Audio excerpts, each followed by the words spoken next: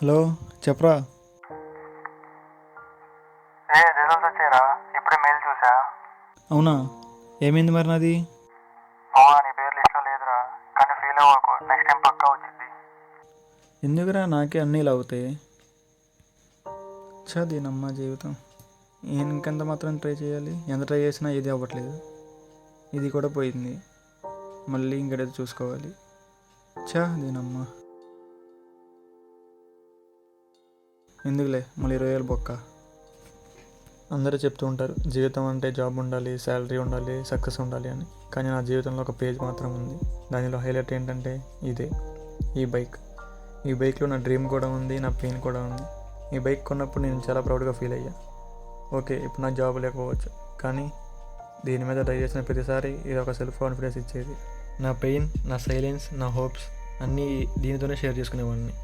ఇది మనిషిలా మాట్లాడకపోయినా పర్వాలేదు, కానీ బైక్ స్టార్ట్ చేసిన ప్రతిసారి ఆ సౌండ్ కూడా ఒక మోటివేషన్లా ఉండిద్ది. ఈ బైక్ నాకు డెస్టినేషన్ కాదు, కానీ నాకు డైరెక్షన్ ఇచ్చింది. ఎంతమంది రిజెక్ట్ చేసినా కానీ ఇది నన్ను యాక్సెప్ట్ చేసేది. నా ఫెయిల్యూర్స్లో నా పక్కన ఉంది, నేను ఒంటరిగా ఉన్నప్పుడు నా తోడుగా ఉంది. నా ఫ్రెండ్స్ బిజీ అయినా కానీ ఈ హ్యాండిల్ బార్ ఎప్పుడూ నా కోసం ఫ్రీగా ఉండేది. ఒక రైడ్లో నా లోన్లీనెస్ మొత్తం డస్ట్లా తీసుకెళ్ళిపోయేది. ఇది వెహికలే కాదు, ఇది నా సోల్కి వాయిస్ అయింది. ఎవరిప్పుడు మాట్లాడింది?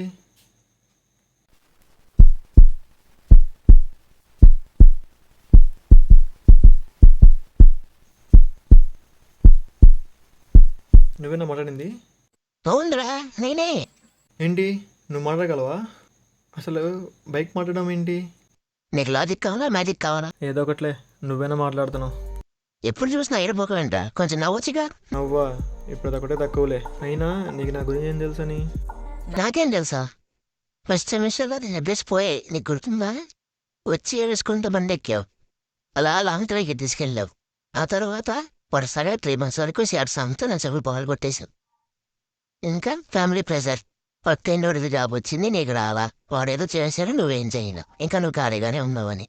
నువ్వు ఇప్పుడు జాబ్ కోసం ఎంత కష్టపడుతున్నావో నాకు తెలుసు. 30 resumes, 12 interviews, 0 offer letters.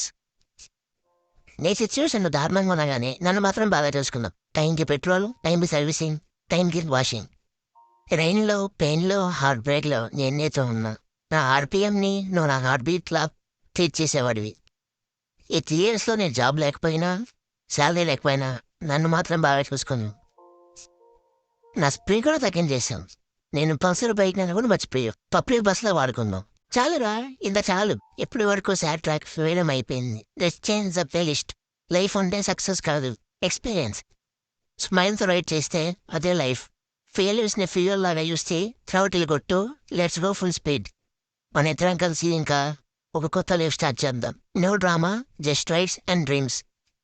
ఈ రోడ్ ఎక్కడ తీసుకెళ్ళిద్దో చూద్దాం, కానీ ఈసారి సాడ్ సాంగ్స్తో కాదు, స్మైల్స్తో వెళ్దాం.